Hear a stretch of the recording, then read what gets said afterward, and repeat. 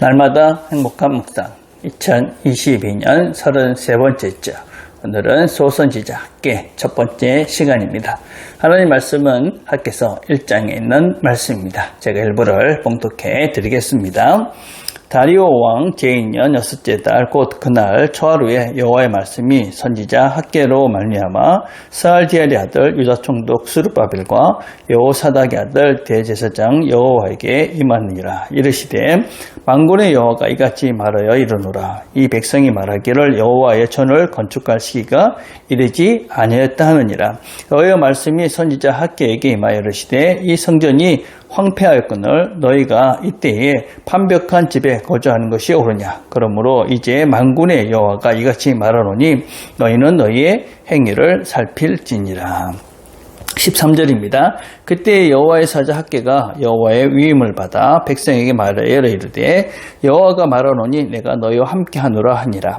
여호와께서 스알디엘의 아들 유다 총독 스룹바벨의 마음과 여호사닥의 아들 대제사장 여호수아의 마음과 남은 모든 백성의 마음을 감동시키시매 그들이 와서 만군의 여호와 그들의 하나님의 전 공사를 하였으니 그때는 다리오 왕 제2년 6째 달 24일이었더라.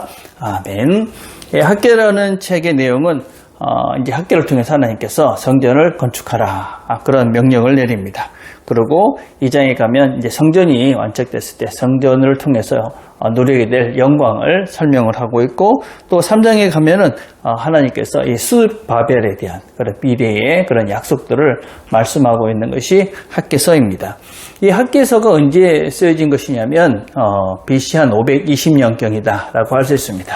그러니까 이스라엘 백성들이 이제 포로에서 귀환을 하고 이제 성전을 재건하려 할 때 그 예루살렘에 아주 기근이 심해졌습니다. 그리고 대적들이 방해가 되어져서 성전 재건을 멈추게 되었습니다. 성전 재건을 멈춘 지가 이제 한 18년이 지난 그때에 이 하나님 말씀이 학계에게 임한 것입니다. 그래서 이 학계라는 책은 하나님 말씀이 임했을 때 순종하고 그랬을 때 하나님께서 주시는 복을 어떻게 누리는가 하는 것들을 우리에게 보여주고 있는 책이 학계라는 책이라고 할 수 있습니다. 자, 묵상질문 1번입니다. 포로에서 돌아온 사람들이 성전을 재건하지 않는 이유가 무엇이라고 말씀하고 있습니까? 2절에 보니까 이 백성이 말하기를 여호와 전을 건축할 시기가 이르지 아니하였다. 그러니까 성전을 짓는 것을 멈추고 18년이라는 긴 시간이 지났습니다. 그 말은 그동안 어떤 하나님께 예배를 드리는, 제사를 드리는 것이 제대로 행해지지 않았다 하는 의미를 담고 있는 것입니다. 자, 이럴 때가 아니다. 지금 우리가 이렇게 먹고 살기도 힘든데, 또 어쩌면 이런 대적들이 있는데, 지금 무슨 여호와의 전을 건축하느냐. 이렇게 지금 이야기를 하고 있다 하는 것입니다. 어떻게 생각하십니까? 우리 신앙생활에 있어서 어떤 면에서는 우리 영적인 이런 생활들은 그냥 미뤄도 표시가 나지 않을 수가 있습니다. 그러나 미룰 수 없는 것이죠. 우리가 하나님께 예배하고 또 하나님께 기도하고 말씀을 보고하는 것들은 표시는 내지 않지만 그냥 그것을 마냥 미루기만 한다면 그러면 결국은 우리는 우리의 모든 것들이 황폐해지고 무너질 수밖에 없다 하는 것입니다. 그래서 우리가 재건을 해야 되는 것은 다른 것이 아닙니다. 우리가 삶에 있어서 영순위 무엇보다도 우선해야 되는 것은 하나님께 예배하고 하나님께 나오는 그 일을 제일 우선으로 해야 우리의 삶에 균형이 잡히고 새로운 복을 누릴 수 있다. 이 얘기를 지금 학계를 통해서 하고 계십니다. 그런데 백성들은 지금 그럴 때가 아니다. 이렇게 말씀하고 있는 거죠. 자, 2번입니다. 선지자는 지금 사람들에게 무엇을 생각해 보라고 말씀하고 있습니까? 오늘 본문을 보니까 뭐라고 얘기를 하고 있냐면 너희는 너희의 행위를 살필지나. 지금 너희들이 하고 있는 것들을 한번 살펴보라 하는 것입니다. 여러분, 그들이 하고 있는 삶을 이렇게 돌아오면 지금 그들의 삶은 엉망인 것이죠. 하나님이 없이, 예배가 없이. 그러니까 더 고통과 어려움 속에 빠져가고 있는 너희들 지금 삶을 한번 돌아보라. 지금 이렇게 지금 학계가 공고를 하고 있는 것입니다. 그러면서 그렇게 말씀을 하고 있죠. 너희들은 지금 판벽, 그러니까 괜찮은 집에서 이게 살고 있는데 하나님의 성전은 이렇게 황폐해서 아무것도 없는데 너희들 진짜 이렇게 계속 살아도 괜찮겠네. 너희들의 영적인 하나님과의 관계가 다 무너져 있는데 그냥 너희들이 지금 먹고 사는 것이 괜찮다고 괜찮은 것이냐. 이렇게 지금 되묻고 있는 것이죠. 물론 여러분 이런 말씀을 가지고 우리가 교회 예배당은 이렇게 허루한데 당신 집이 그렇게 좋은 집에 살아도 되겠습니까?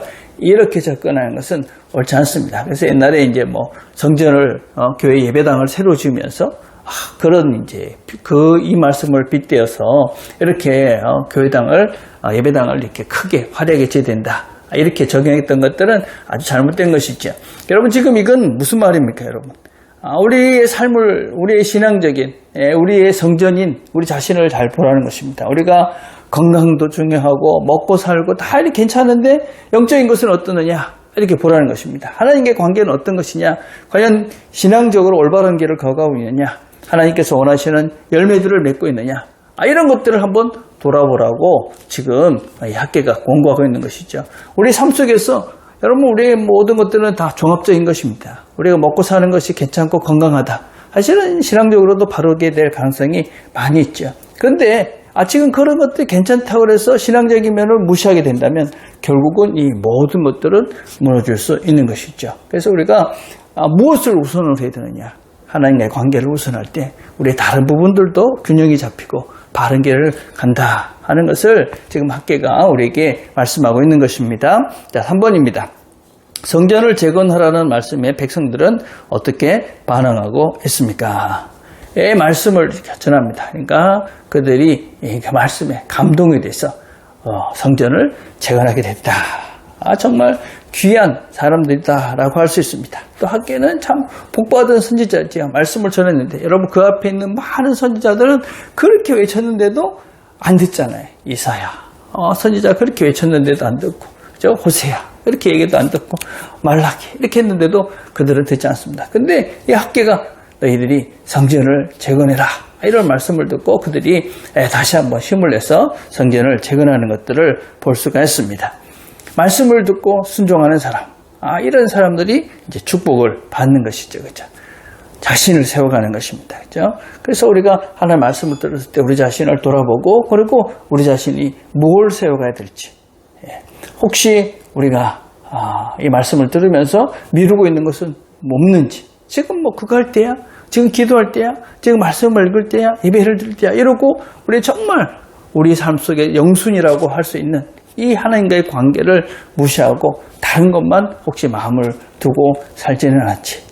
우리를 돌아보시면서 하나님의 말씀을 우리가 오늘도 듣고 순종함으로 하나님께서 준비해 놓으신 그런 복을 누려가는 이 하루가 되시기를 간절히 바라겠습니다. 자, 우리가 함께 드릴 기도는 나 자신의 성전을 재건하도록 우리가 기도했으면 좋겠습니다. 그래서 우리 자신을 하나님께 원하시는 모습으로 바르게 세워가는데 열심을 내는 하루가 될 수 있도록 기도했으면 좋겠습니다.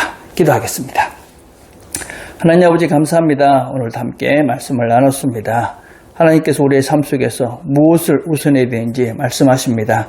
이 말씀을 들었사오니 우리가 정말 중요하게 해야 될 그 일을 먼저 시작할 수 있는 믿음과 또 순종을 우리에게 허락하여 주시옵소서. 그래서 하나님께서 허락해 놓으신 하나님께서 준비해 놓으신 좋은 삶을 누리는 이 하루가 되도록 은총을 베풀어 주시옵소서.